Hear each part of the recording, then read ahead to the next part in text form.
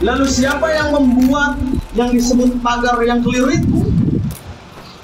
Itu swadaya masyarakat. Swadaya masyarakat. Bismillahirrahmanirrahim. Assalamualaikum warahmatullahi wabarakatuh. Teman-teman semua, pada kesempatan ini kita masih akan mengulas tentang kasus yang ada di Kabupaten Tangerang, yaitu kasus pagar laut. Yang sampai saat ini masih kita sering melihat di berbagai beranda, di berbagai kanal. Ini kemudian menjadi topik pembahasan yang masih trending, apalagi di YouTube ya. Di YouTube ini masih banyak sekali yang kemudian anak-anak muda, tokoh-tokoh pemuda, dan tokoh-tokoh nasional bahkan yang masih mengulas tentang persoalan yang ada di Kabupaten Tangerang atau pagar laut. Nah, dalam video ini kita bisa melihat bagaimana seorang nelayan, Bapak Khalid, yang kemudian dengan sangat empati, sangat jujur dalam menyampaikan apa yang menjadi seharusnya yang tersampaikan dan seharusnya diketahui oleh seluruh khayal dan seluruh rakyat Indonesia bahwa inilah fakta yang sebenarnya terjadi di Kabupaten Tangerang yang ada di pagar laut itu. Namun kemudian teman-teman semua, ada satu pemuda yang juga turut terundang dalam acara ini, kemudian menyampaikan beberapa hal ya boleh dikata lah ya bahwa dia berada dalam lingkaran pagar laut ini. Kenapa kemudian saya mengatakan itu? Karena di satu sisi ada pernyataan beliau yang kemudian menyampaikan bahwa ini adalah bagian dari gotong royong masyarakat setempat. Ini adalah bagian dari swadaya masyarakat untuk membangun pagar laut. Tapi betul apa yang kemudian menjadi klarifikasi dari Bapak Khalid bahwa mana mungkin masyarakat ini mampu untuk kemudian mengalokasikan bambu yang sebegitu banyaknya dan sebegitu panjangnya pagar ini. Kalau tidak salah, panjangnya ini 30 km. Nah, ini kan sangat panjang sekali, bahkan membutuhkan beberapa jumlah bambu itu. Nah, inilah yang kemudian kita bisa berasumsi bahwa anak muda ini, entah siapa namanya itu, saya lupa, dia lebih berpihak pada proyek pagar laut. Lalu seperti apa videonya? Kita nonton secara bersama-sama. Lalu siapa yang membuat yang disebut pagar yang keliru itu? Itu swadaya masyarakat. Swadaya masyarakat.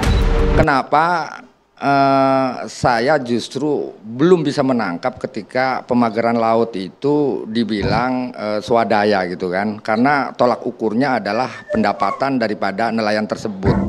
Saya hitung bambu itu dari mulai Karangserang sampai Kronjo itu ya diperkirakan ya jutaan gitu kan. Kalau per batang bambu saja kali, enggak usah harga bambu itu sebenarnya 22.000 atau 20 sampai 15.000. Kita hitung yang terendahnya aja lah 15.000 kali berapa juta bambu, udah berapa? Kira-kira masuk enggak dalam pikiran kita ketika itu adalah sebuah swadaya masyarakat gitu kan? Sementara pendapatan masyarakat sendiri, ya saya pikir murad marit gitu. Itu, terima kasih. Mas Andi ditanggapi sebelum ke Mbak Susan? Langsung ditanggapi dulu Mas. Langsung poinnya boleh? Justru ini yang harus jadi pembahasan kita harusnya. Kenapa tadi saya buka dengan proxy war? Tidak ada kepentingan untuk nelayan dalam pembahasan tersebut, dalam framing tersebut. Kenapa tidak diviralkan soal kesejahteraan nelayan, apa kebutuhan nelayan dan segala macam? Rakyat kita ini tidak akan kenyang kalau lapar, kalau kita hanya bilang kenyang, walaupun kenyang itu sampai 1000 kali. Kan seperti itu. Akhirnya apa? Kita ini hari ini posisinya sebagai komoditas politik yang kepentingannya bukan untuk kepentingan kita. Artinya dana itu hitung-hitungan tadi mungkin ya? Swadaya itu? Lah iya, kan berangkatnya dari situ tuh. Langsung poinnya boleh? Maksudnya tolong hitungin tolong hitungin buat saya, kira-kira masyarakat ini bisa enggak sih mendapatkan uang sebesar itu? Dari mana uangnya? Kalau memang itu pemberdayaan, itu aja jawabannya. Nggak usah kemana-mana, saya nggak ngerti. Iya, tadi kan Pak Khalid yang sudah menghitung per bambu 22.000 dan segala macam. Kira-kira masuk nggak gitu? Kalau ini yang melakukan masyarakat gitu. Iya, kita tanya sama-sama yuk sama masyarakat. Saya ini kan kapasitas saya sebagai observasi, gitu loh. Coba, kapasitas saya sebagai observasi, bukan pengawal, bukan segala macam. Jadi jangan dipelintir-pelintir begitu. Yang kami khawatir, JRP juga di prank malah ya. Di prank gimana? Di prank, ya maksudnya semua jawaban dari yang Anda wawancara Ya kita, tidak sesuai dengan fakta. saya nggak bisa menghakimi itu. Oke. Entah itu yang saya tanya dibayar, orang saya nanya misalnya di desa ini ada nongkrong, coba saya tanya ini dan segala macam dengan kawan-kawan begitu ya, nggak saya sendiri. Ya saya nggak tahu dong latar belakangnya apa dan segala macam. Yang jelas warga sini ya.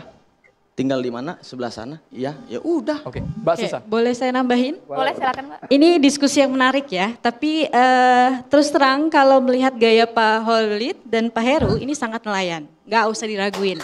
Cara mereka berbicara, mereka memang benar-benar masyarakat yang pergi melaut dan itu tidak perlu diragukan.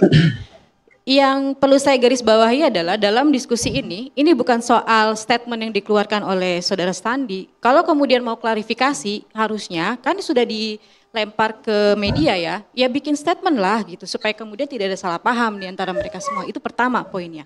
Yang kedua, saya ingin mengembalikan pada hal yang lebih substansi. Kita ngomongin soal pemagaran. 30 kilo, bukan 1-2 meter. Artinya nggak mungkin ini dikerjakan oleh rakyat, nggak mungkin dikerjakan oleh nelayan. Tanya mereka penghasilan mereka berapa. Bagaimana mereka setiap hari itu harus menghadapi ombak keras. Tanya ke mereka gitu. Masalahnya ini ada di halaman kita. 30 kilo dalam pengerjaan waktu 7 bulan, Bandung Bondowoso aja mungkin heran gitu ya. Kok bisa gitu, dan kemudian keluar lagi ada narasi bahwa ini dilakukan oleh swadaya rakyat. Rakyat mana yang mau melakukan pemagaran pesisir? Nelayan mana yang mau melakukan ini? Prinsip dasar orang laut itu mereka tidak memagari lautnya. Prinsip dasar. Itu ada sampelnya tadi Mbak, datang langsung nanya ke nelayan. Yang Mas mana? Andi? Nah itu dia, saya tidak mau terjebak pada narasi itu ya, karena gini loh, ya orang punya teknik sendiri gitu, dan saya lepaskan itu kepada kawan-kawan dan itu pertanggungjawaban yang ya itu urusanmu dengan Tuhanmu lah ya, bagaimana nanti gitu. Tapi pada prinsipnya berbicara dalam konteks yang lebih sensitif sekali, ngomongin soal ruang hidup, ini soal ruang makan mereka loh ini gitu. Dan kita nggak bisa ngomong sembarangan bahwa kita sudah melakukan riset dan lain-lain. Kami juga turun ke sana, tapi kami nggak mengeluarkan data yang sedemikian ekstrim dengan mengatakan yang aneh-aneh. Yang kita mau tuju saat ini adalah siapa yang kemudian membiarkan 30 kilo itu terbangun. Dan untuk apa? Itu aja. Itu